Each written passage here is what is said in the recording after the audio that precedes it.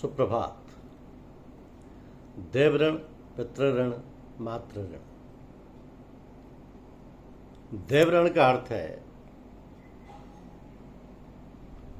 कि ये ऋण हमें देवताओं से मिलने वाली शक्तियों, प्रकृति के उपकार और जीवनदायिनी तत्वों के कारण होता है। इसके शुभ प्रभाव ये होते हैं कि जीवन में सुख समृद्धि होती है, स्वास्थ्य अच्छा रहता है, कार्य में सफलता मिलती है, मान सम्मान की प्राप्ति होती है और मन में शांति और संतोष रहता है। अशुभ प्रभाव ये होते हैं कि कार्यों में बार बार बाधा आती है, स्वास्थ्य संबंधी समस्याएं होती हैं, धन हानि, आर्थिक तंगी, मान सम्मान की कमी होती है, मानसिक अशांति होती है, भय, प्रकृति के प्रकोप से कष्ट होता है और भाग्य का साथ कम मिलता है। इसका मुख्य कारण है प्रकृति और देव शक्तियों का अनादर करना, धार्मिक कर्तव्यों की उपेक्षा, दान पुण्य यज्ञ आदि का न करना, जल, वायु, अग्नि, पृथ्वी का दुरुपयोग करना। पितृऋण, ये ऋण हमारे पूर्वजों से मिलने वाले शरीर, संस्कार, धन, शिक्षा और परंपरा के कारण होता है।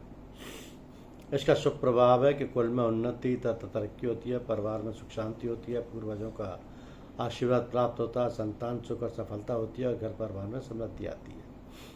अशुभ प्रभाव यह है कि संतान की समस्या होती है, परिवार में कलह होता है, धन हानि और कर्ज बढ़ता जाता है, अचानक संकट आता है, मानसिक तनाव और दुख होते हैं, पूर्वजों के सपने आना, कार्य में सफलता न मिलना।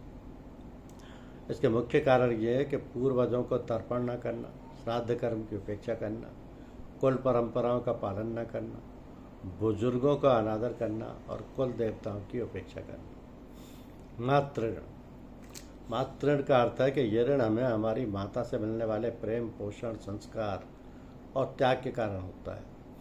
इसका शुभ प्रभाव यह है कि जीवन में सुख और शांति आती है, स्वास्थ्य उत्तम रहता है, मानसिक संतुलन बना रहता है, घर में प्रेम और समरसता रहती है, भाग्य प्रबल और उन्नति होती है। अशुभ प्रभाव यह है कि स्वास्थ्य संबंधी कष्ट होता है, मानसिक अस्थिरता आती है, घर परिवार में कलेश होता है, धन की कमी होती है और रुकावट आती है, माता से दूरी या दुख होता है, जीवन में असंतोष और तनाव होता है और भाग्य साथ नहीं देता। इसके मुख्य कारण यह है कि माता का अनादर करना, माता के प्रति कठोर वचन, उनकी सेवा न करना, माता की भावनाओं की उपेक्षा करना, माता के त्याग को न समझना।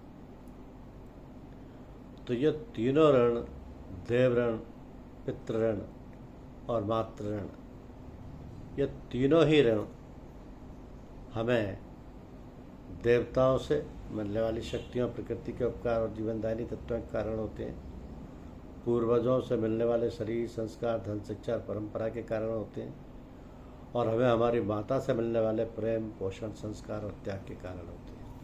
धन्यवाद।